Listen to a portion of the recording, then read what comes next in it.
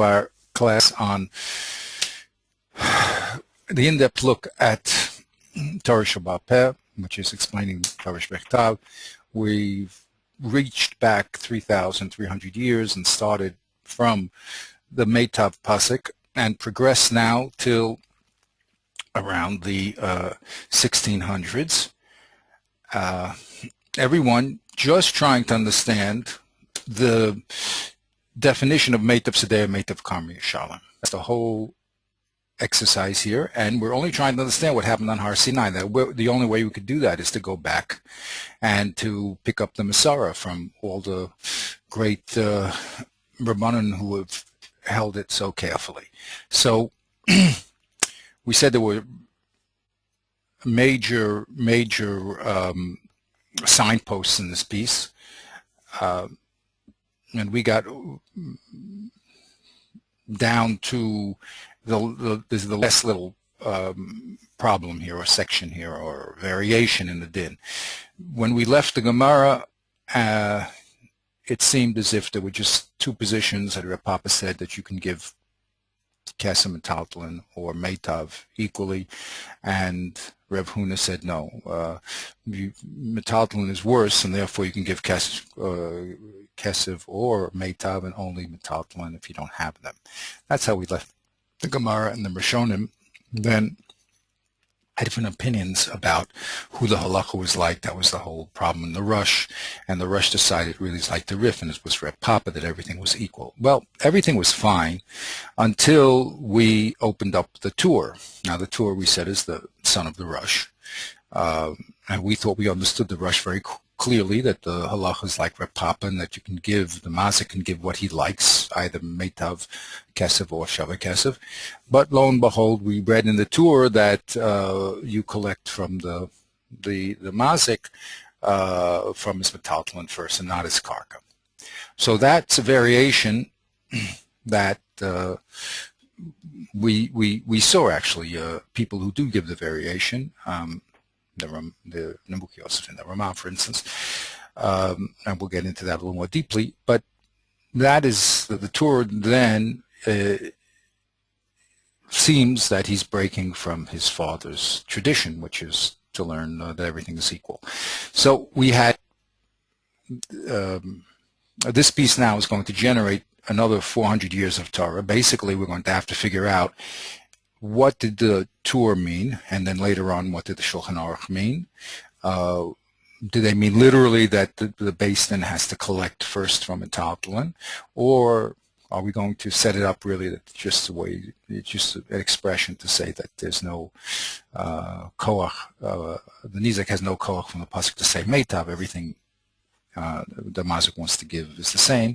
So that will be the problem here, which is, first of all, how to read the Tur, how to read the Shulchan Aruch. Is it what I call the standard way of thinking, or this new way of thinking? The standard way of thinking is up to the Rush. We thought that that the Mazik can give what he wants, or is this new idea that there's a hierarchy?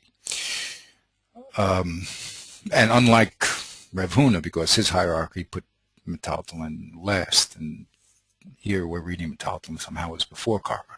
So this is where we're holding. So we said the Tur makes the statement that Metaltalin is collected for Nezikin before Karka, and the Beis Yosef comments and says, well, that means that the Nizak has a right to say, look, I don't want your Karka, excuse me, I don't want your Taltalin, I want your Karka, right? The Nizak says, yeah, 1 second, what did we say? I just lost myself. Yes, the Nizak, Adrabah. If the Mazik wants to give Karka, and the Nizak wants Metaltalin, so the Nizak can say, I want your Metaltalin, I don't want your Karka. Is that right? 1 second. Yeah, we listen to the Nizak, and we say he has a right to have metalton over karka. That's correct.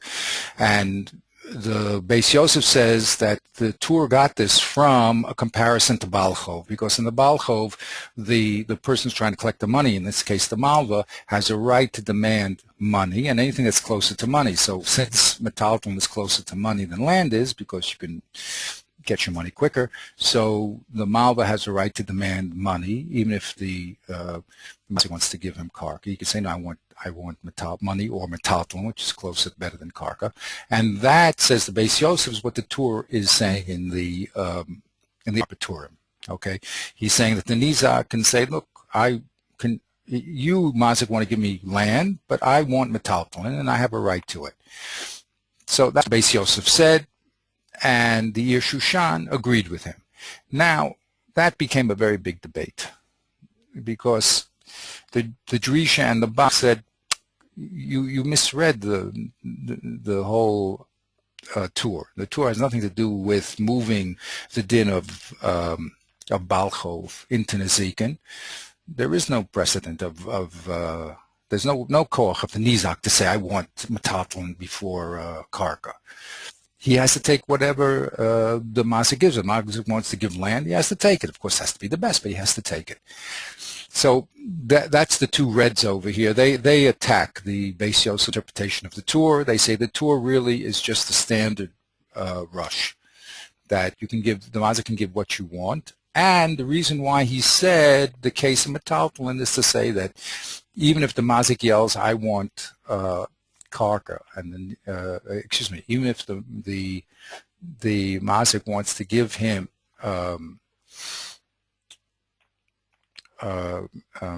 again, even if the Mazik wants to give metalton, and the Nizak wants karka because the pasuk says meitav sadehu, so we don't listen to the Nizak. The Mazik can give what he wants. So that was the Bach and the Drisha. They said that the Tur is really the rush, that the Mazik has Yad Al-Yona, he can give whatever he wants, and the Nizak has no right to demand metalton over karka, for instance. That's only a case in Baal Chov, a special case, because the Malva gave the money, has a right to give it back. Okay, that was what the setup was when it came to the Tur. Now, the Shulchan Aruch. So the Beis Yosef now writes the Shulchan Aruch. He has a right to just the Pesach the way he would like. And here we notice that he quotes almost word for word the Lashon of the Rambam. Now, the Tur didn't exactly write what the Rambam said. He didn't say anything about the Beis Din collecting. He just said that the Mazik can give metalton and against the Nizak, says the Drisha and the Bach, and as we just explained, the Beis Yosef disagrees. But when it came to the Shulchan Aruch, when it came to the Tur, the Beis Yosef, who is the Shulchan Aruch, of course, didn't mention anything about the Rambam when he wrote about the Tur. He just said that this was the Tur took what his father, the Rush, said about Baal Chov and moved it into the halacha, that there's a precedent that the Nizak has. Since he's getting his money back, he has a right to get metalton over karka. When it comes to the Shulchan Aruch, however, the Beis Yosef writes kimat word for word, except for a few little grammatical changes, the words of the Rambam. So now we have to understand the Rambam.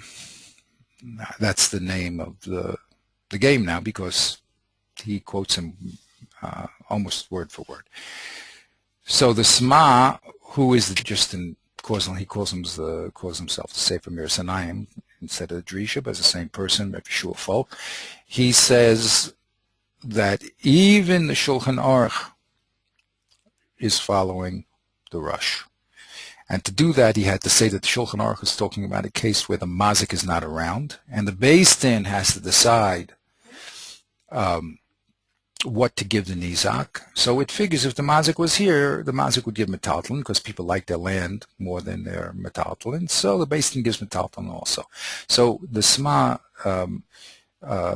takes the Shulchan Aruch and turns it back into the standard Rev Papa Shita, the Mazik can give what he wants. And here it just was a special case about Din and Beis Din when the Mazik's not around. We have to presume what the Mazik would want, and he'd probably want to give Metaltalin.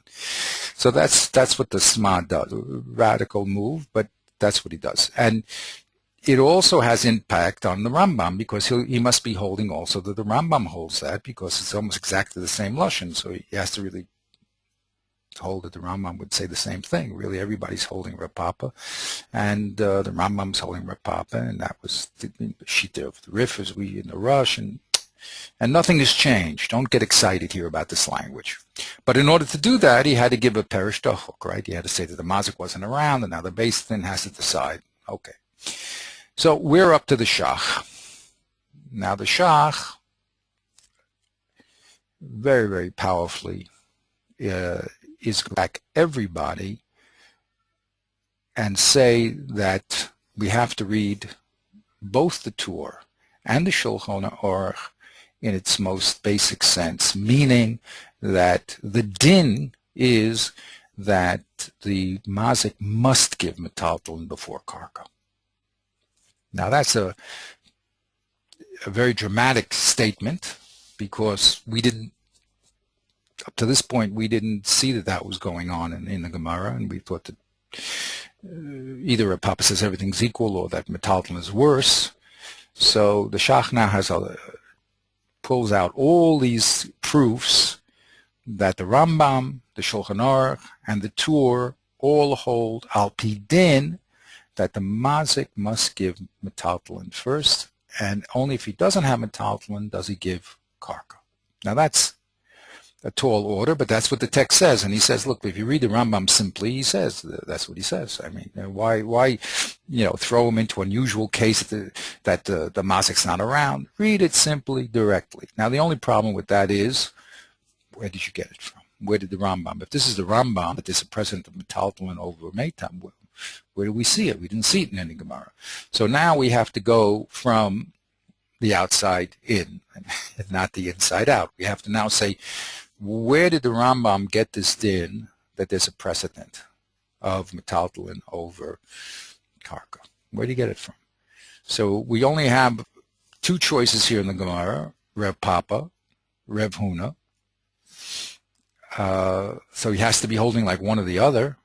So we're going to have to understand how he read the Gemara, which is working from the outside in, trying to figure out how he read the Gemara, and that's the work of the Shach. Now, this, as we said, is going to set the stage for the next 400 years of Torah, because people are going to take the Shach's proof and deny them or make distinctions in them, and that's going to be the work of the Vilna Gaon and Nachlas David and the Rebbe Melzer as we go down the generations. But that's why it's so critical to do this Shach, and we have to do him carefully. Now, I just have to step away for 2 minutes. You may want to pause the recording. Yeah, how do I do that? I just do pause, right? Just press the record button, and it will stop. Okay. And when you start again, it will continue in the same file. Okay. Okay, so it gets down now to a very simple problem. Show me a Gemara that says that the Mazik must give Metaltalin before Karka. That's all. That's what it gets down to. Right. That's all. Show me a Gemara that says Metaltalin is greater than Karka. That's it. And if you can show me that, then the Rambam has a source, because he doesn't make things up. He's a religious man who's following the Messiah. And then we can explain, says the Shach, the Tur, the Shulchan Aruch, and the Rambam in the simple way. So that's the work of the Shach. Now the Shach is going to do two things. He's going to explain why everybody missed the boat when they read the Tur and the Shulchan Aruch, and they put the Torah and the Shulchan Aruch into the old system that everything was equal. And that's what he does with this little gray zone here. He's going to say, because everybody was prejudiced by the Rabbeinu Tam, who does say according to Reb Papa, everything is equal, even though that's not the halacha, and because they read the Rush and they read the Mordechai and they read all these people that said that the only difference between Rabbeinu Tam and the Rif was how you learned who the Pesach was, right? But how they learned the Gemara was clear. Now, the Shach says because they all took the understanding of Peshat according to the Tosfos and the Rush, and so that's why they made the mistake, and they insisted that the mazik can give what he wants, and they pushed that into the Torah and they pushed that into the Shulchan Aruch. But says the Shach, I'm going to show you that that's not the Rambam. The Rambam has a different shita altogether. Don't describe that understanding to the Rambam. Read the Rambam simply that the mazik must be metalton over karka, and I'm going to show you where he got it from. Now, where he got it from is going to be our Gemara of Rav Huna, right? That said, O Kesef, O Meitav. And then Reb Nachman said to him, what do you do with Yoshiv? And he said, that's B'dolei Slay. So the question is, how do you get the Rambam's position from that Rav Huna? We thought, O Kesef, O Meitav, the mazik had an equal choice. And if he doesn't have Kesef and Meitav, only then he could give Metaltlin. That's how Rashi learned and all the other people. So he's going to now say, but that's not the Rambam. And he's going to bring, and he brought actually, a lot of stuff, he brought all these people to prove it. Okay?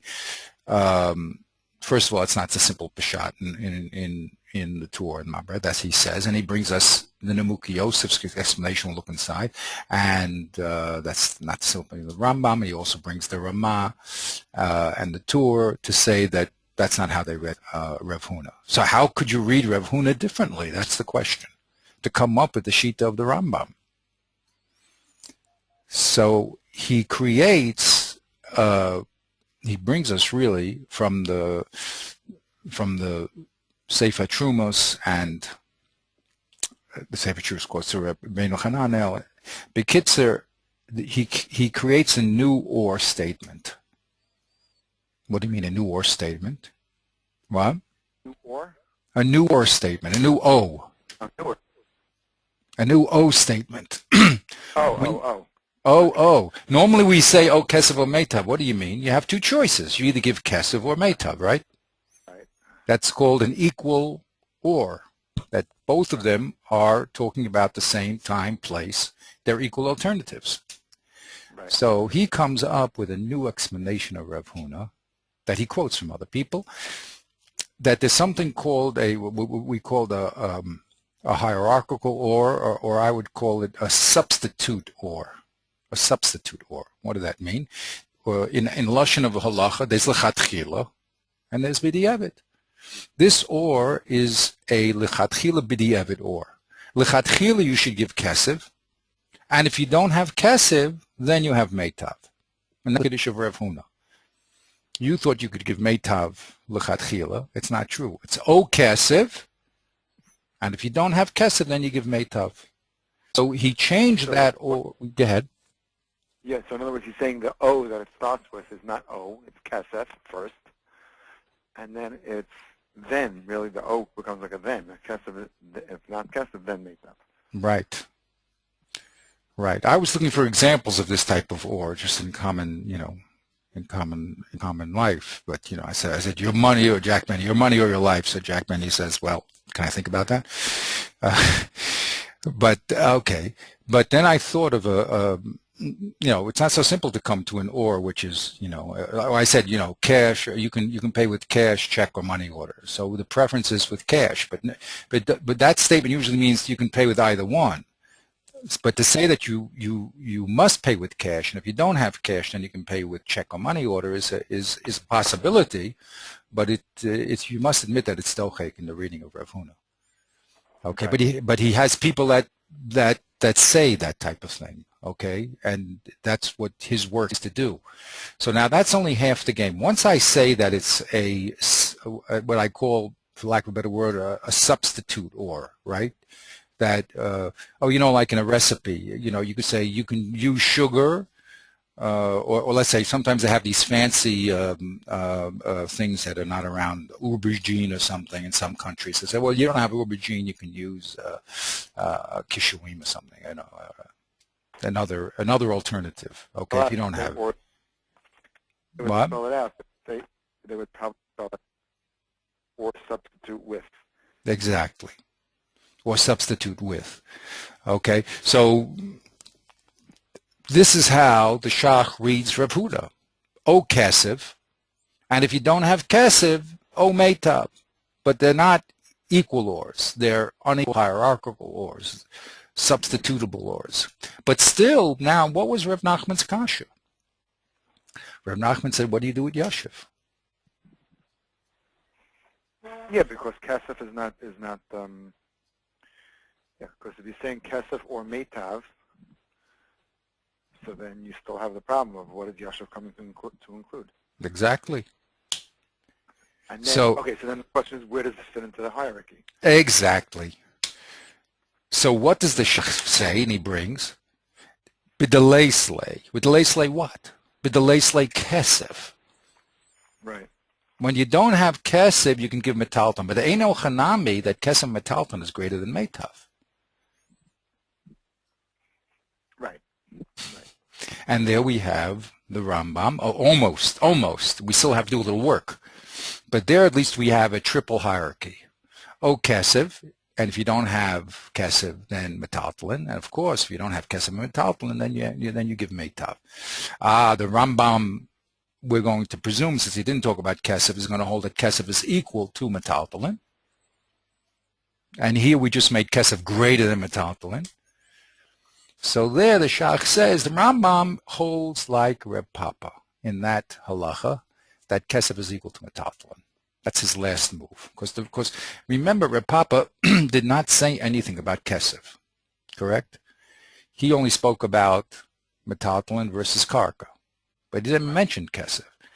So it's the Shach will say that's because kesef and metaltalin are equal, and that's how the Rambam holds the halacha.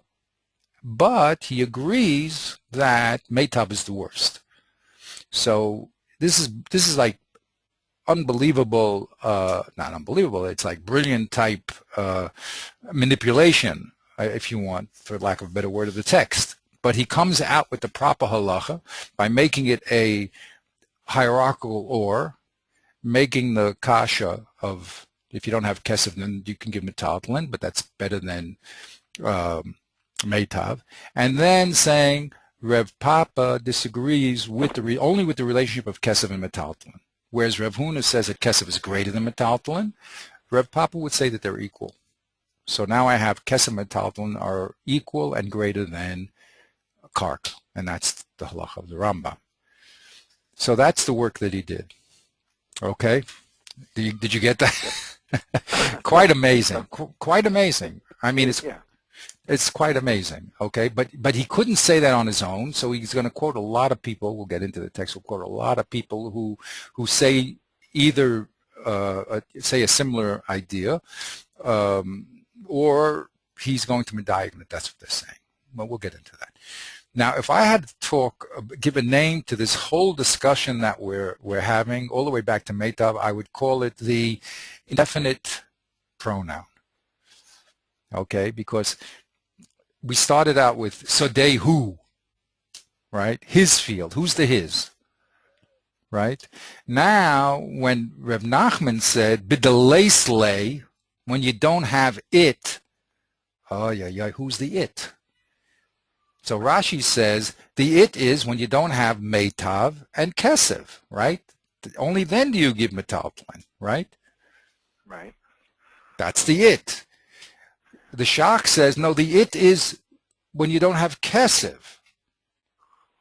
Then you give metaltalin. But Eino Chanami, kesef and metaltalin are greater than meitav. So this is the sugya of the indefinite pronoun, okay? Find the his and find the its, okay? But that's what they're doing, all right? So now we have to understand the Shach very well. We're going to go into the text itself because this is going to be the stage for the next 400 years. In other words, people are either going to be agreeing with the Shah or attacking him or modifying him. That's going to be the next job.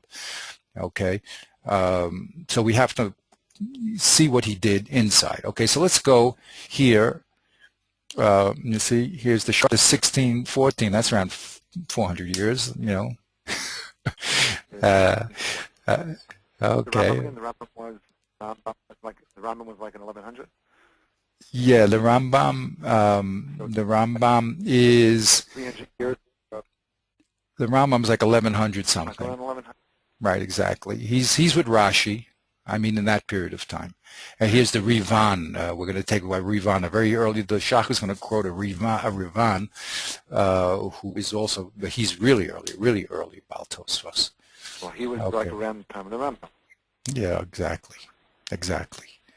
So So to know this stuff. it really is. I mean, it's so helpful because you can then see what's called a foundation point, right? You know, in other words, the Shach needs a foundation point to say this pshat. This is not something you could say on your own. I mean, you could say it on your own in Svara, but you really have to show that it's a valid position, that someone held it. So that's why he goes back to the Rivan, and yes, the Mordechai, The Rambam- Sefer trees. Rambam was born in 1135. 1135, right. He was So, after the Rivan. right. The Rivans are very early. We said that really. Each other. Well, yeah, 1135, 1170, so they're really contemporary. Yeah. The year 1000 in the Common Era, 35 years old. yeah, the year 1000, the Common Era is very important because it's the switch point between the great yeshivas in Bavel and then move to Europe. Okay, the Gaonim, who are the Rosh Yeshivas in Bavel, where all the action is really happening, all the learning is coming from them. Now the Jews move, the major population and the learning move into the Rishonim of Europe and of Spain, of North Africa. Okay, that's the real and very important shift. Okay, so we have works of the Gaonim and they quote the Gaonim, but very for us it's extremely important because also it represents the split between the Ashkenazim and the Sephardim. Okay, the Sfardim are going to go with Rabbi Hananel and the Rif and the Rambam, and the Ashkenazim are going to go with Rabbeinu Gershon and with Rashi and with the Balei Tosfos. Okay, so that's a major switch in Havana, right? Because they're just reading the Gemara. No one here is making things up, as we said. You just how do you read the Gemara? And there were different Masaras how to read the Gemara. That's what comes down to either. And they got them, you know. So that's what we're involved in over here. And we wouldn't have been involved if it wasn't that we have this Rambam that seems to be quoted in the Shulchan Aruch that changes our perception of the Gemara. So the Rambam was called a Nesh HaGadol. I mean, he's a fantastic genius of geniuses, and he knew how to learn. And the question is, we're doing reverse engineering, trying to figure out, well, where do you get it from? But that's where we are, and this is also interesting to note that there's this really, we lived in Poland for many hundreds of years under the graces of the kings there, you know, princes. They let us alone and let us do it, and really, what I read, like before Rahmanas, the Holocaust, like, you know, 75% of the Jews really were stationed in that area of Poland and Lithuania, that area. But it did have ups and downs. The Shah was chased, very interesting, from the Swedes, of all people, had barbarians that came down, and I think that was called Trementki, but they had tremendous, they just ravished all of Poland, and the Shah himself was running away from them because they would go from town to town and they would just mamish barbarians. They would just destroy and plunder everything, you know. So we had good times and bad times, but Poland was very good for a very long period of time. As I said, you know, my cousin, he should live long, you know, gave money for the what's that called? Reconstitution of the Beit Kvarot there in Lumsha, and they went into the records. I have records that go down to 1750 for my family on my mother's side from Poland. So we stayed there a long time. That was Lumsha, which was not Well, it wasn't the main center, but it was a nice town, but it wasn't really. It was really just a town. But I'm saying we had a nice job there. And if you look here, and all these people that write on the tour and on the Shulchan Aruch, they come from Poland. Very, very interesting. You know, the Lavush, the Drisha, the Bach, the Ramah, the Sman, the Shach himself. They're all from Poland, and they're all pretty much contemporaries. You know, very interesting. And again, it could be those are the people that you know, the printers decide to put in the Shulchan Aruch. I can't, you know, I don't know, you know, why they made it there, but I think that also Poland was also a place of very, very deep learning. They were like really gaonim, and they you know, called pilpul, but pilpul's not, you know, like just crazy putting things together. That means they had very, very deep analysis like we see in our piece. But Bekitzer, that's where we're holding. Let's read the Shach now, okay? So let's read up and pick up where we left off. Okay. So basically what we're looking for is a Gemara that says the precedent of metaltalin over karka. And as we mentioned in our quite extensive introduction, that we found, the Shach was going to say, I found it. I found it in Rav Huna. Okay, so what the Shach does, and it's very important to know how to argue formally. In other words, there's a formal way that is a Masara of how to argue with another position. The first thing you have to do is show why the other position is false before you can substitute yours, because yours is going to be a chiddush, right? Like this whole concept of the Rambam. So you have to explain why the other person is incorrect, and then once you show why he's incorrect, then you have a right to bring in your shita. So he brings the Sma, that's the Shach, he brings the Sma, and the Sma did something very unusual to Shulchan Aruch. He said the Shulchan Aruch is talking about it. Really it's Reb Papa, and it's the Rif, it's all the Rush, it's all normal things, everything is equal, and we're talking when the mazik is not in front of us. Okay, so that's obviously a dochek in the text, but the Sma holds that that's what the Shulchan Aruch did. He's talking about, and that's really the Rambam too, because we're talking about a din based din. We're not talking about a din of what the mazik has to pay. The special din when the mazik's not around. So they have to figure out what the mazik would have given, because he's not here. That's what the Sma says in order to line up the Shulchan Aruch with all the standard people, let's call them. Okay? And he says, of course, that's the Sma, that my Peshat, of course, is not like the Beis Yosef, because the Beis Yosef says, no, the Nizak has a right to demand metaltalin over karka, and the Yerushan follows him. And that's not Peshat B'chalal in the Shulchan Aruch. The Shulchan Aruch, the Tshuva, he said that, the Beis Yosef said that in the tour. When it came to writing his Shulchan Aruch, he quoted the Rambam, and he went back to the standard way of thinking. That's the work of the Sma. The Shach says, Ein Devarim Nechonim. He says to the Sma, you just missed the boat completely. Don't make a kimptis in the Tur, in the Shulchan Aruch, and in the Rambam. They say what they mean. There's a preference, a demand, a din, that the mazik must pay metaltalin before he pays karka. And that's what he says here. That's the Rambam and the Mechaber is like the Yerushan, which is what we just said. You must pay metaltalin. Also the Tur and all the other poskin.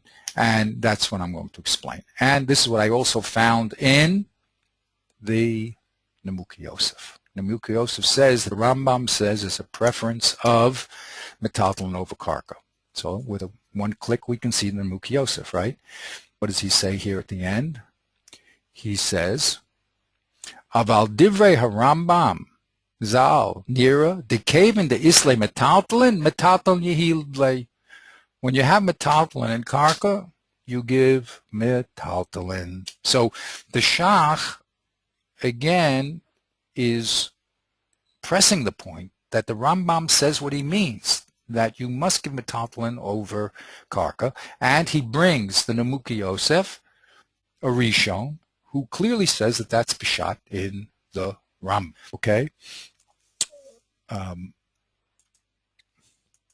So he has one point for himself. Again, we wanted to make this chart of what points does the Shach have here. So he has one point that the Nemuki Yosef definitely says that according to the Rambam, you give metaltalin first. Now, and this is the quote that we just read, that according to the Rambam, if you have karka and metaltalin, you give metaltalin. Now, his second point for him is that that's the simple Peshat in the Rambam. Why run to an Akimta? The Mazik's not around, all these strange things. The Rambam says clearly, Keshabeshtin Niskahun Ligvos Metaltlin Techila Mashma, Dalea Dinner Ramia Ligvos Techila. The Rambam says it. When the Din has to collect, it's Govim Mitaltlin Techila. And I put in red, and the Shach says that's the din. And it has nothing to do with Mazik, what the Mazik wants, what the Nizak wants. The din is Metaltlin first. What do you have, Mazik? All you have is Metaltlin Kark, you must give me Metaltlin. Okay, now that's his second proof. That's the second proof is not only that Araya Mitzad Kabbalah, as we learned in Derek Tfunos, that we have other people who said it before him, but we have Araya Mitzad Halashon. That's what the simple language says, which is another point for him. And now here's Araya Mitzad Hekesh, because we see that the Rambam, this is this second proof for Araya Mitzad Hekesh, that the Rambam right after this halacha says that when you collect from the Yisomim, in other words, the mazik is dead, and now the Yisomim have to pay, because the father was a mazik, they have to pay. So there, the Nisa collects from Karka. Well, he says to the Shach, if the mazik's not around, you're telling me that you always presume what the mazik would have given, i.e., he would have given metaltlin first. So here too, the mazik couldn't be more not around. I mean, he's dead. So the din should have been that we give the Yisomim metaltlin, because you said we just, when the mazik's not around, you figure out what he would normally do. That's what you're telling me the Rambam holds. And you see that that's not what the Rambam holds clearly. He says you give metaltlin. So that's a Araya Mitzad Hekesh, okay, since the Rambam brought the case of Yisomim and said that the Beis Din doesn't collect the Yisomim from metaltlin. So you see that that this concept that when the mazik's not around, you presume what he would have given, and then you do it. Well, it's not happening here, and there's no reason, he says, why the Yisomim should have any less rights than the mazik himself, who's dead. So they only go into the shoes of the Yisomim. So that's a Araya Mitzad Hekesh, as we learned there at Tfunos. So, of course, it's very important to see each one of these rayas and to label them according to Derek Tfunos, because the later people now, when they attack the Shach, are going to attack point by point each one of these proofs. Okay, so it's very good that we're defining them. Okay, so the Rambam, he says, first brings a proof mitzad Kabbalah that he has an Umuk Yosef that says Peshat in the Rambam. Two, he brings a proof mitzad Halashon, that's simply what the Rambam says, that you collect from metaltlin first. Three, he does it be hekesh, because what follows in the Rambam is a halacha of Yisomim, and we don't presume that when the mazik's around, he would give metaltlin, because we would have done that with the Yisomim. The mazik's dead, so they're just in place of the mazik. He's not around. We should also do it there. That's what he says. Okay, so those are his proofs that you collect metaltlin first, and that's what everybody's talking about, and no docheks in lashon. Now here in this piece, he told us that the reason why everybody made a mistake, that's the Sma and the Drish are the same person, and the Bach, they all made the same mistake. They tried to push in what the Rush said about Rabbeinu Tam into the Rambam and into the halacha, and it's incorrect. And that's where they made their fatal mistake. And that's what he brought here. Now, there's a couple of problems here we noted, because he says, according to the Rush and the Mordechai and the Sharp Poskim, Rabbeinu Tam holds that you don't have to give metaltlin over karka. Ella no sen mashir tzeo karka metaltlin. Right? Now, when we looked at the Rabbeinu Tam on our page, we didn't see that. We saw that Rabbeinu Tam, at least when he in Sefer Yashar, he said no. The metaltlin is the last thing you give. Well, that's a problem. Okay, but he does have the Umuk Yosef, which we saw also. That the Shar Poskim, which he says is Tosfos. Maybe it means Tosfos. I'm not sure here. But they hold that you can give what you want. Okay? So that's where we left off. And he does find, interesting enough, a Rabbeinu Tam in Perek HaMocher, which is about Mechek Tov. He does find a Rabbeinu Tam. The Tosfos quotes Rabbeinu Tam, and look what he says here. Va'omer Rabbeinu Tam, there's Gimel Dinim, and when it comes to Nezikin, he says, Afilu isle zuze matzi lasuk be'ara. He says, even if when it comes to Nezikin, even if you have money, you can give ara. Okay? According to Rav Huna, because he says Kesef Meitav, which means Kesef Meitav is the standard equal or. And he says, according to Rav Papa, however, there you can even give Metaltalin because Metaltalin is equal to Kesef. Okay, but that basically he found a source of Rabbeinu Tam says, according to Rav Papa, that everything is equal. Okay, now this. That's not like the Rambam. No, this is not. This is the anti. Right, on the other side. Okay. On the other side. And this is really, as I said, this is the reason everybody made a mistake. Of course, they're reading the Gemara of Rav Huna like Rabbeinu Tam, like Tosfos, like everybody else. Right? To say the Mazik... Based on his study, he's saying it was a simple grammatical error. People don't know what oy means. And exactly. Therefore they said Kesef Meitav in Rav Huna, and they read it to mean that they're equal. And the Shach is saying that they're not. Exactly. And that's exactly why they fell into a hole. They were just prejudiced by Rabbeinu Tam, Tosfos, Rush, everyone you read, and also the simple meaning of the words. He's very much into Peshat, right? So the simple Peshat of the words, when you say Ozeh, means an equal alternative, correct? Right. Well, that's very nice, but the Rambam doesn't hold that. Okay, so you can't push the premises of all these other Rishonim into the Rambam. It's just not what the Rambam holds. Okay, that's his great work. And he says that's really why they made their mistake. You see, Be'emes, all these people do hold that there's an alternative, but that's not the Rambam. And this is what we left off, okay? But the Rambam nearly lefar. This is where we left off, and I'm going to now put you on after that. Okay. Okay. I Kesef Meitav, nearly the Farish, O Kesef Meitav, I dinai al Kesef Hechad is Metaltalin. That the din is, interesting Lashon, al Kesef, that he has to pay with Kesef when he has Metaltalin. I dinai b'meitav gabe karka hechad delesta Metaltalin. So it sounds like he's assuming that he has Metaltalin or Kesef. Now, to read, it took me a long time to understand this, and I'm not alone. Later on, the Nachlas David is going to say he doesn't know what the Shach means here, okay? Because, who's talking about Metaltalin? When Rav Huna said, O Kesef Meitav, who's talking about Metaltalin? He said, O Kesef Meitav. Right. The two alternatives. What do you mean? O Kesef Echad Isle Metaltalin. Right? So that was a kasha. Later on, you can see the Nachlas David just can't understand it. He didn't even cripple the text and say he said something else. He said, okay, I can't make any heads or tails of this, okay?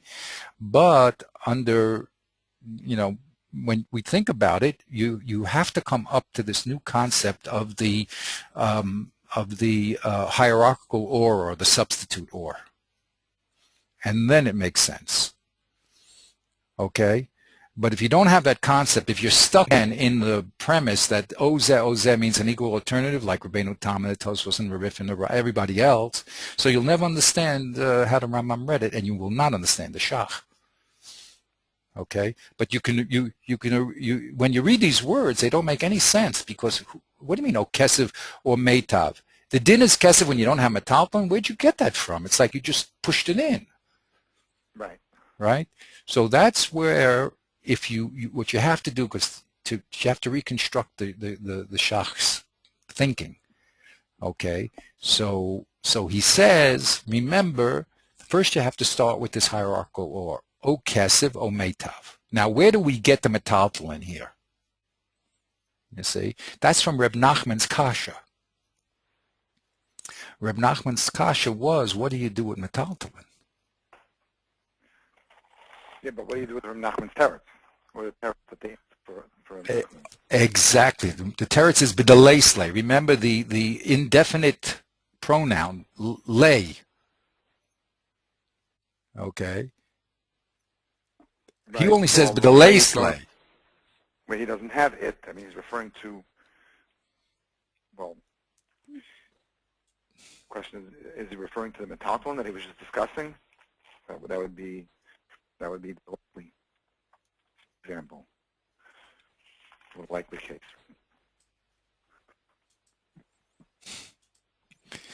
Hello? Yeah. What is the lay slay? That's a very critical point.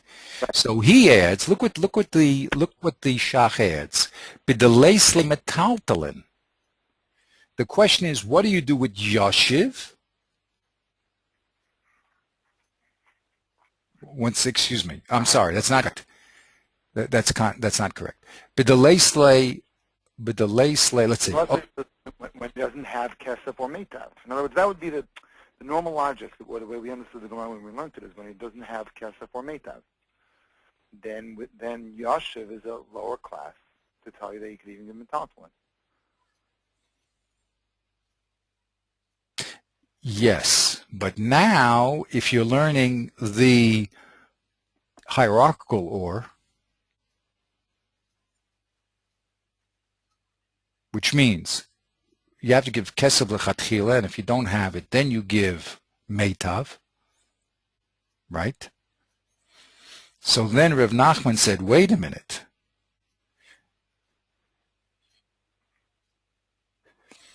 Yeah. What do you do with Yoshiv? Yoshiv? So the answer is that's when you don't have kesef. That's when you give Yoshiv. But if you do have, if you have kesef, you don't give. But if you do have metaltalin, then you don't give meitav.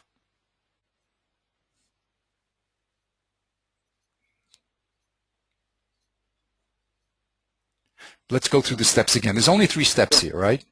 It's the O, the kasha of Rav Nachman, and the teretz, right? Right. Well, first of all, we're learning the O as a hierarchical or, right? Lechatchila, you have to give kesef, and if you don't have kesef, then meitav. That's what Rav Huna said. Okay? Now, Rav Nachman says to him, but wait a minute, what do you do with metaltalin?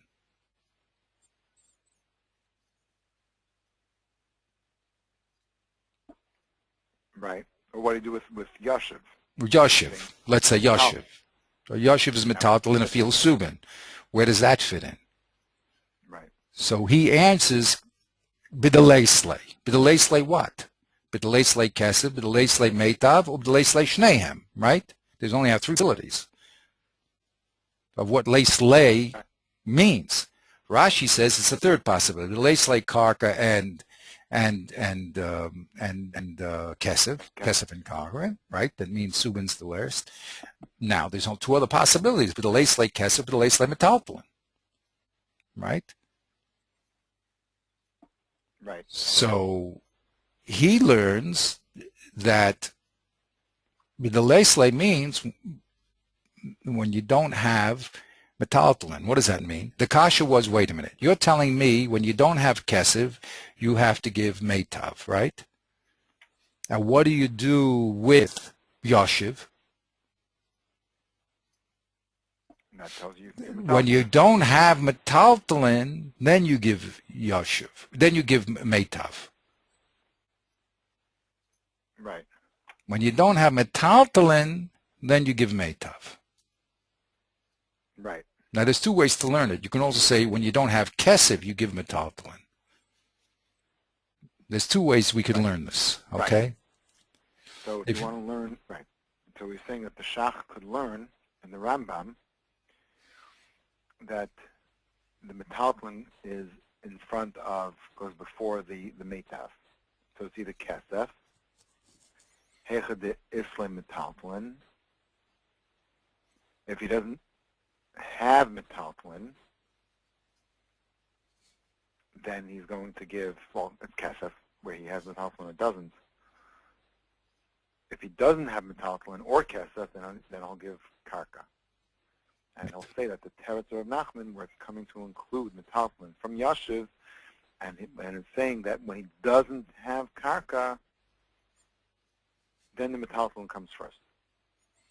Right. Right? Now, yes, but I just want to say there's another alternative. That's one alternative to learn. I think the Shach is learning it the other way around, which means, again, very subtly, we have to go in. When you don't have kesef, then you give metaltalin.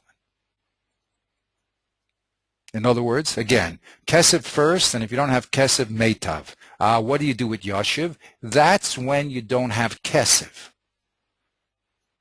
Then you use metaltalin. But eno chanami, metaltalin is before meitav. So I was going to, make a chart of it, but it doesn't matter. So you have kesef first. If you don't have kesef, then only then do you give meitav. And when do you give yashiv? When you don't have kesef, but of course you could. That's always greater than meitav. In other words, it's a substitute for kesef, which is greater than meitav, because it's closer to kesef. Are you with me on that? In other words, not. Yeah.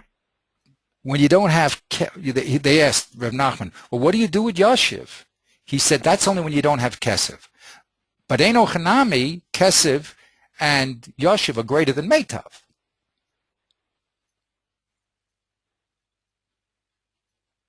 Right.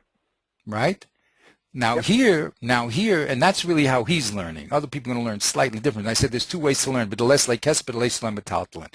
But we'll see the way that the Shach is learning. Rav Nachman said, what do you do with yashiv? That's b'delesle kesef.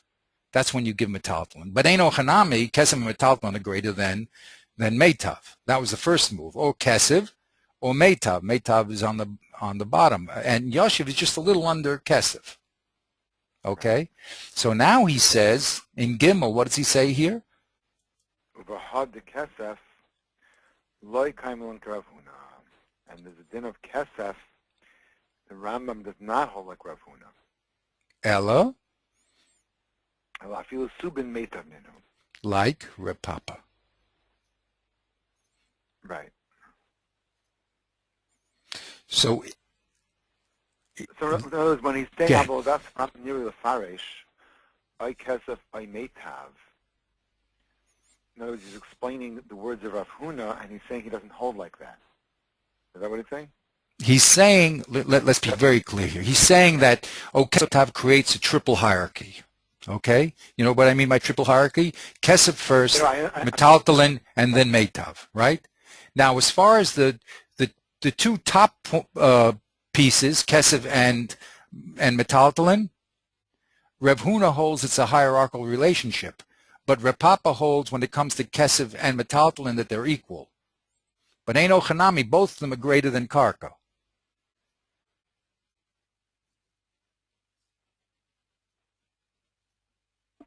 Right. Okay. So when the Shach is now saying that the Rambam doesn't hold like Rav Huna, only in one point. Only in one point. The Rambam holds Rav Huna held about kesef.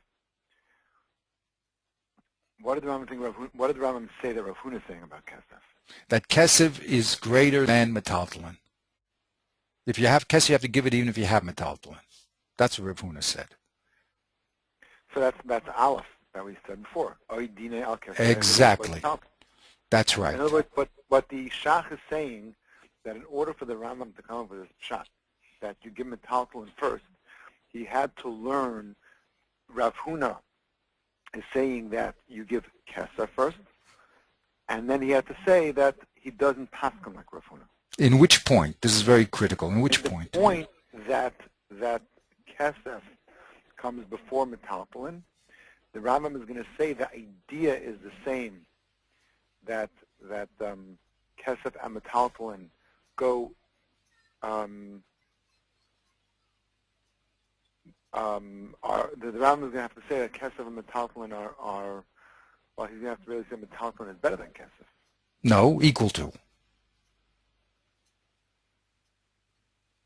It's equal to Kesef. So the Rambam is going to say, I hold that Karka is last. I don't hold like Rav Huna that Kesef comes before Metaltalin. I'm going to hold like Rav Papa that Kesef and Metaltalin are the same. Because of a different svara. The svara that Kesef should come before Metaltalin, I agree with Rav Huna with regard to that, but I disagree with him that Kesef is better than Metaltalin. I agree with Rav Papa that Kesef and Metaltalin are the same because they're interchangeable. Right. Beautiful. Beautiful.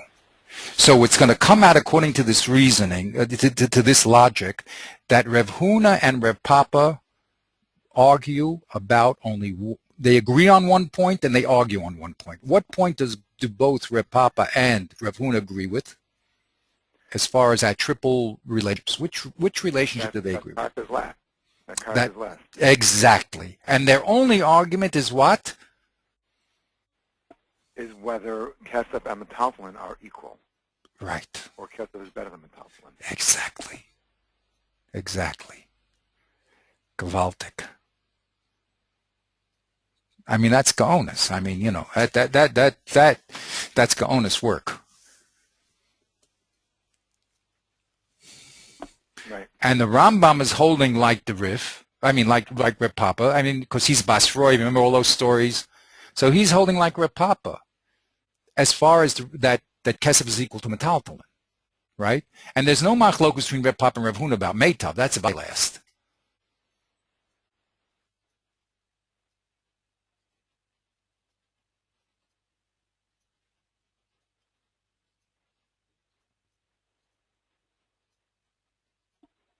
So that's how the Shach explains the Rambam. Exactly. Exactly. Whew.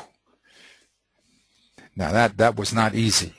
And I told you that Nachlas David has a horrible time understanding the Shach. He's going to change the words in it. He can't understand what it means. So now we understand what it means. So we'll say, okay, if we can understand why didn't he understand, that's another problem. But that's a beautiful understanding of the Rambam. But it comes by changing, I say the Copernican switch. Does the sun go around the earth or the earth go around the sun? You had to switch your perception of an O to understand that. Right? You're stuck in the equal O's, then you don't understand what he's talking about here. Who's talking about, oh, this, when you have this, and this, when you have, where do you get this hierarchy business from?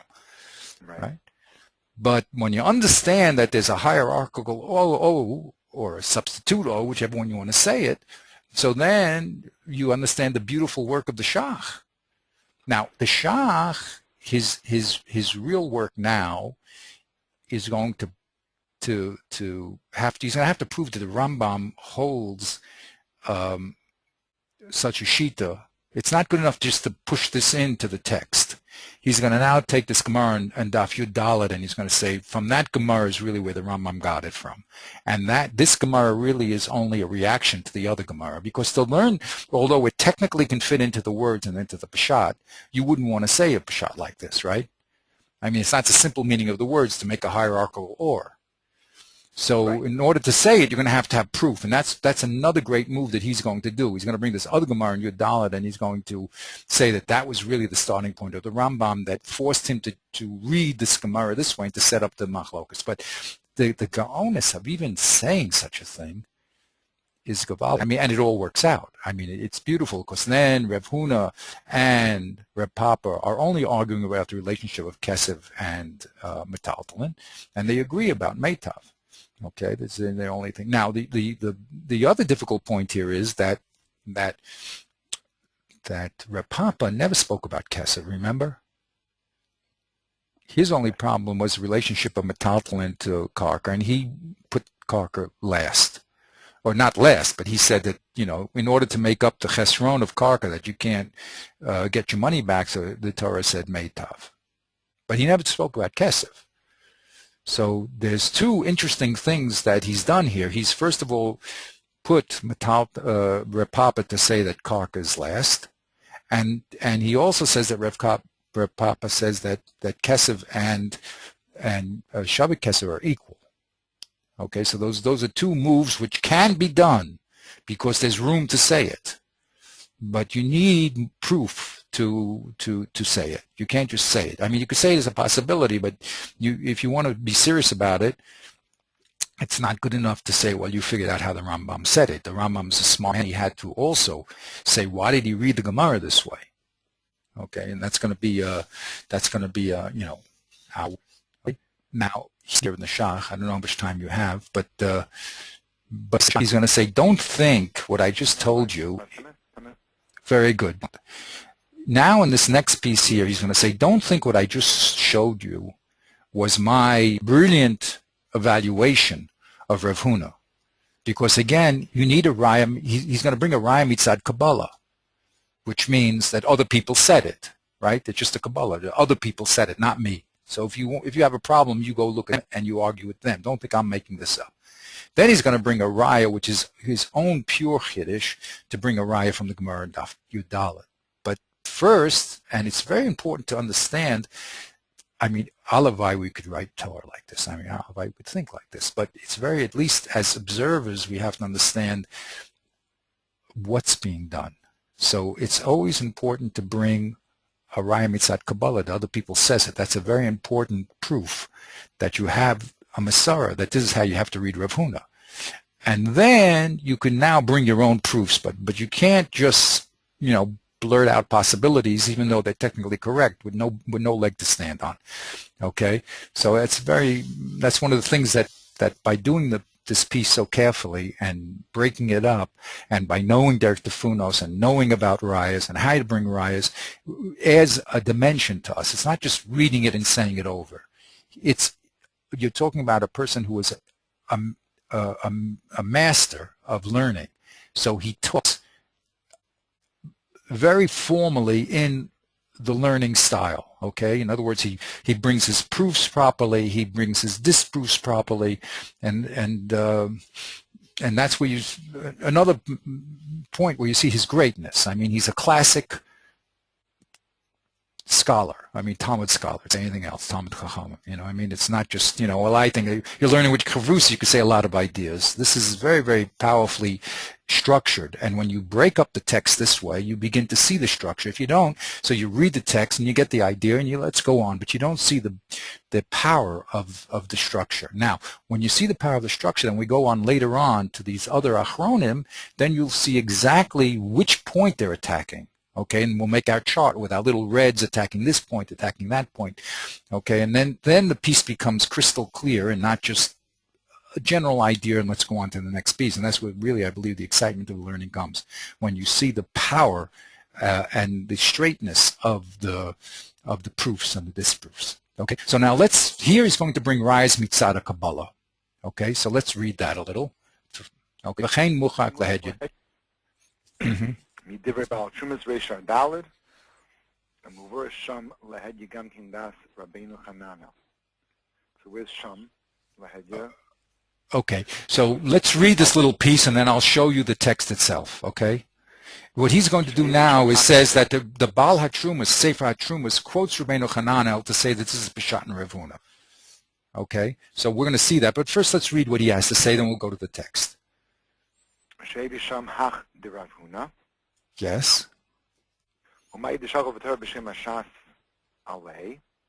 with Reb Nachman and all that business. Because of Rabbeinu Hananel Zal. So this is the quote of the Sefer Baal HaTrumas. This is quoting Rabbeinu Hananel. Me'achas shan'inan v'loi misalken lebal chayv ba'ara.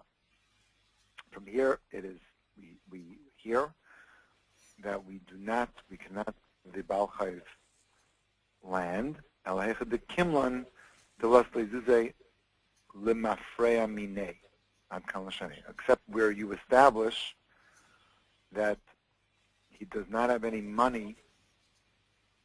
I'm not sure what lemafreya mine means. I could guess. To pay with. To pay with. To pay from. Mifra. Okay. Mifra mine. Right. Now that again.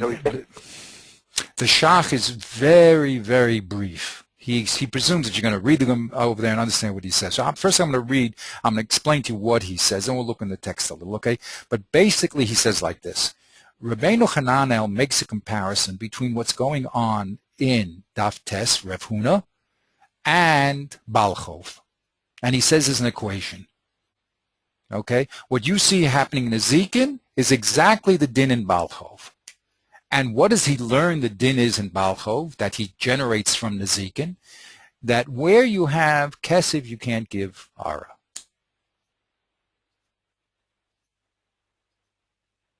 Which means that there's a hierarchy, right? First, you have to give Kesef, and you don't have Kesef, you give Ara. So says the Shach. Now, if you think about it, how did Rabbeinu Hananel learn our case of Nezikin? He says, look, Balchov is equal to what Rev Huna said.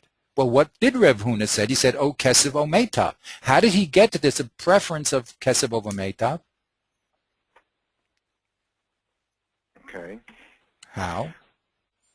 From Balchov. No, let's go again. Balchov is learned from Nezikin. Right. Nezikin is what is the no-say of Rev Huna. Okay.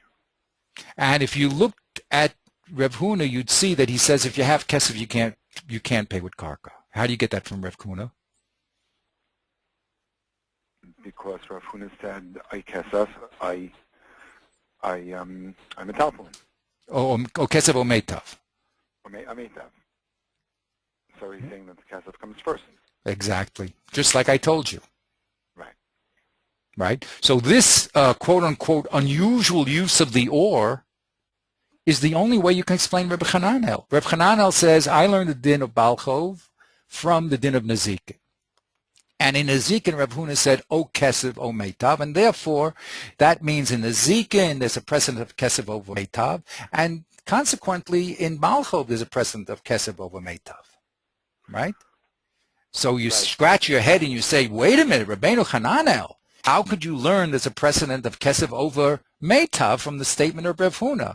Says the Shach. There's my proof that Rabbeinu Hananel holds this O is called a hierarchical O. Wow. That's pretty good. Isn't that? That's it's like, shaking what these people are doing. I mean, it's like the Shach, and you read the Rabbeinu Hananel, we could read it. I mean, it's just an innocent statement. He says, from here we learn the din in Balchov that you don't pay with metal, karka, when you have kesef. But for the Shach, that's... How did he see that? How did the Rach see that from the Gemara? Exactly. The Gemara is not talking about... The Gemara is not talking about Balchov, number one. And the Gemara we've been learning says that Kesef is equal to Meitav. So how did the Rach get this?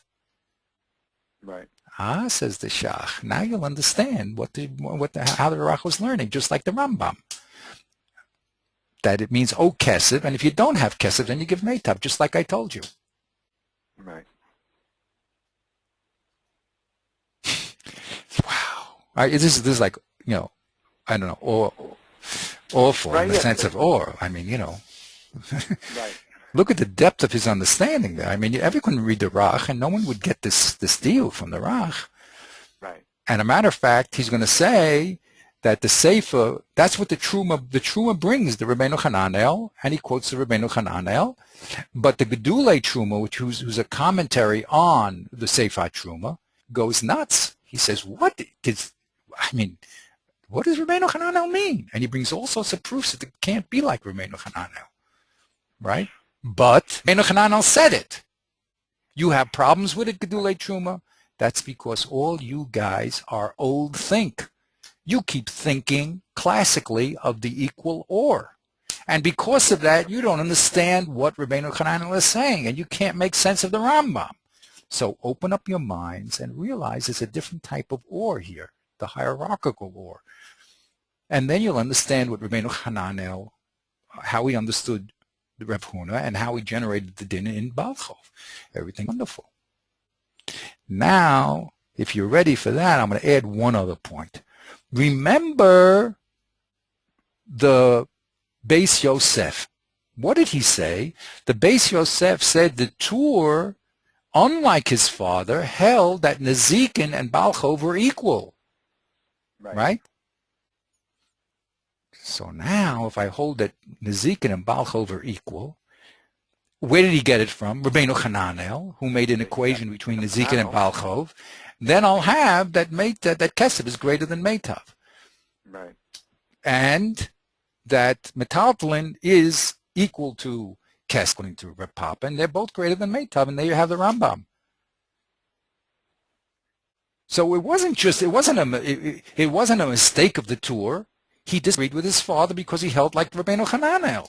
His father was learning like the standard people, the Rush, and he was the Rush. I'm sorry, the tour, the Tos was that you had an or, but the tour said that's not Rabbeinu Hananel.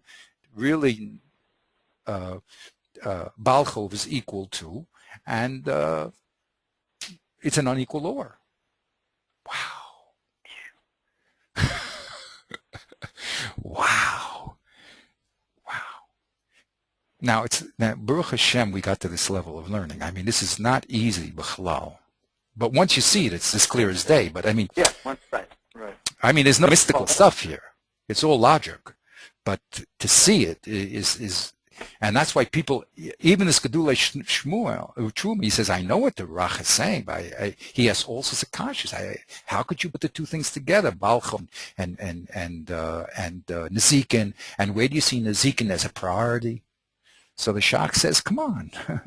The Shach, again, don't run away from a text because it's difficult. It says what it means and it means what it says. You don't understand, so understand it a different way.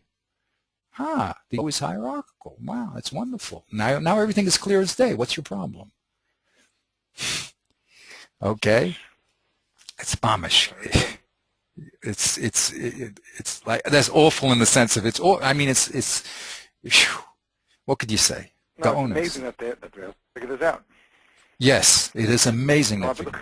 And figure out that that the Rach follows that Chiddush, and the Rambam follows that, and and the Torah and the Shulchan Aruch are all following them. That's it. Right. Gewaltig. What can I tell you?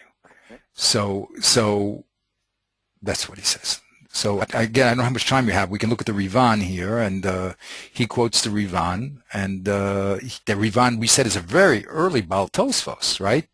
So if he's going to say that, you even have more, again, if we have the check marks, all the Ramchal says in the beginning of the book, what you do is you have a quote-unquote debate, a mas and mat, and you make a chart of all the pluses and minuses on side A and pluses and minuses on side 2, and then you have to weigh the situation and say, well, which one is the real Peshat here?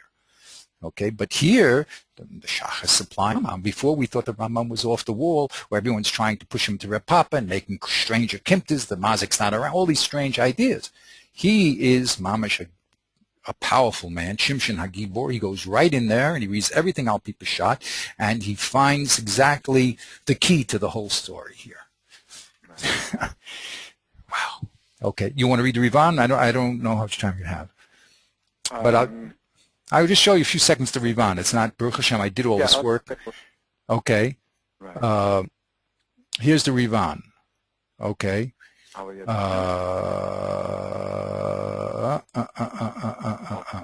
don't think about that time. We're just going to go to the Okay. So let's just see. I did it in red here. Aval Yedinin is like Kesef Yehiv Lev. Oh, here. So now the Rivan again is talking about. Well, let's read it, okay? Let's read what he says. Okay. He starts off, Misha Chayv based. Go ahead. Now, you see, he puts both dinim together. Right? When the base din says Yochayev, right? So he cannot force him to give Kesev al-Shava Kesev afilu subin. Keda Amar Rami le'abayah le'rabba. In media Chinilai, Matani Yashla Bashava Kesser Afilu Subin, Umaskana, Kol Milidia of Lay Metalflin, Afilu Subin Mate, that's Rav Papa. Right. Dilam is Davin High Muslim is Davin Masachriti, Labame Alan. So he's clearly saying, from that Kamar, we see everything is equal. Right. Not everything yet. Kesev and Metalflin are equal. Kesev and Metalflin. Labar mi ara. The Leisle Metav, Ki Yechidul Akbetzel Zavinim. So it sounds like, though, he's learning that Meitav is equal also to Kesef Metaltalin? Not so quickly. Let's just see. Not so quickly. I would have said that too if I read them quickly, but let's read a little. You're right. It seems that it's making everything equal, right? Yeah, because the only thing he's changing with regard to Ara is he's telling you, I just got to tell you one thing about Ara. It has to be made that. Right. That's Kesef Metaltalin, but Ara, there's different types of Ara, and you have to know that has to be made that. That's what it sounds like to me saying. Okay. Now, what does he write about? So the is not Meitav, right? There the din is Baininus. Right. When he pays back. Metaltalin, called the Shava Kesef, Kedeksiv Esha Shatanisha by Yaitzi, Madak Shaldim Lahitzi Pachus Shabekalem, Vanimili the Yoid in the less like Kesef. So he's saying by a loan you could give Baininus. So it sounds like he's saying that with regard to property, with Ara, though he doesn't say it, but I guess he's assuming you understand that the Gemara of Abaya and Rabbah and Papa's Teretz is talking about Nezikin, and when it says over there that you have to give Meta, that's talking about Nezikin. Then he's switching and says, but by Milveh, you don't have to give Meta, you can give Baininus. Right. And with Metaltalin, also now he's discussing the different qualities, because he's discussing quality of land. First with regard to Nezikin, then with regard to Milveh, and as we discuss quality of Metaltalin, he's saying the apartment Metaltalin called the Shava Kesef, Kedeksiv, or Shashat. So it could be anything that has value. Right. That's where you can give Metaltalin. So he's saying that Metaltalin is second.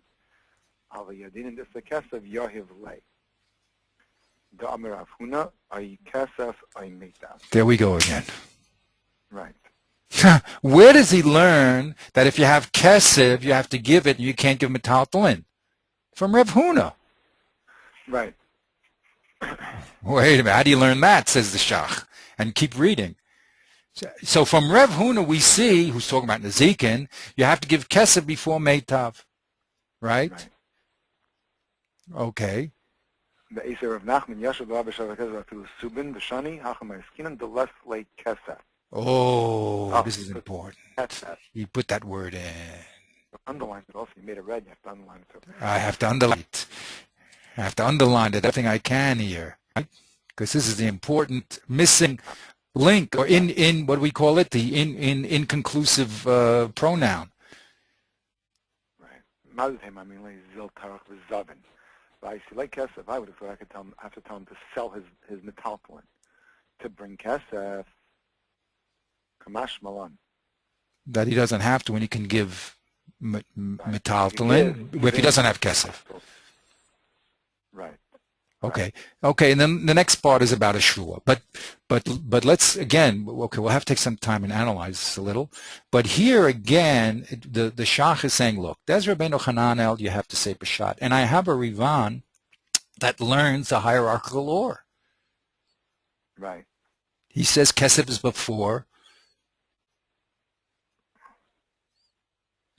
And not only that, it says, "V'filu para metaltalin kol shava kesef aval yodinin the is like kesef." But if he has kesef, he always has to give it.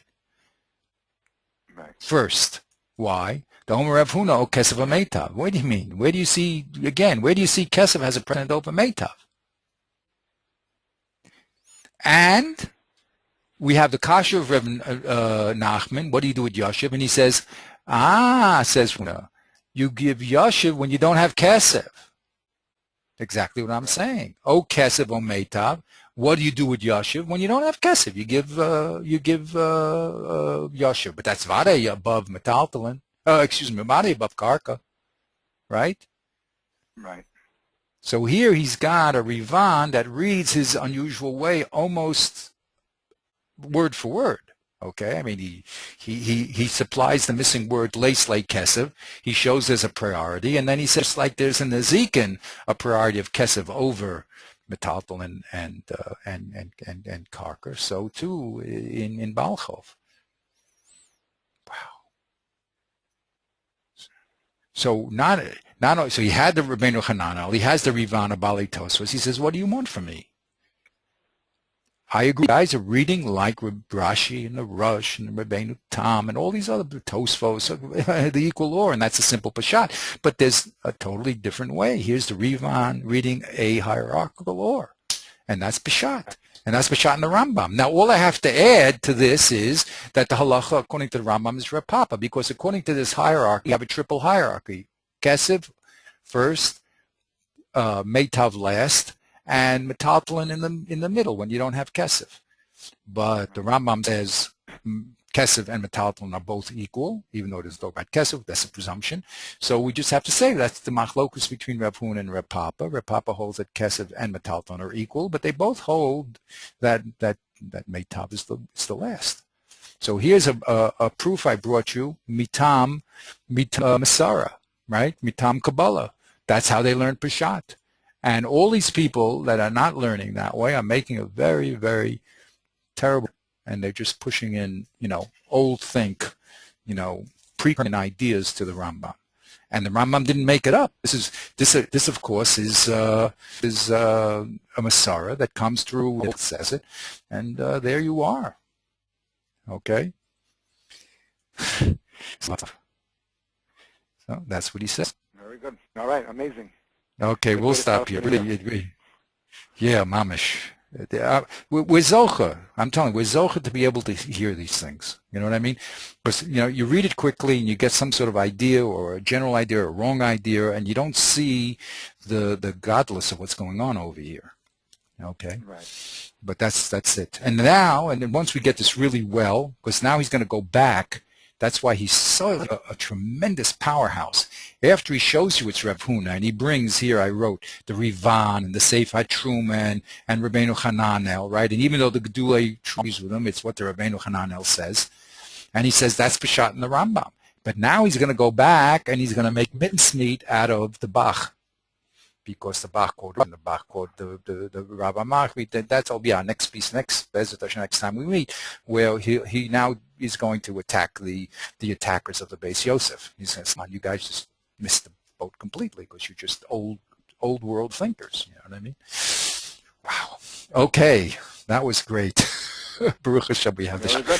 And once we get this down well, as I said, you're either going to be pro-Shach or anti-Shach, or you're going to make a chilik in Shach. That's what's going to be going on with the Gura and all those other people. Okay, so once we understand them well, we'll be ready to set up for those other people. Have a great... so when are we going to meet next? Next week is Yom Kippur. Let me see, what am I doing next week? So, I guess the only choice would be either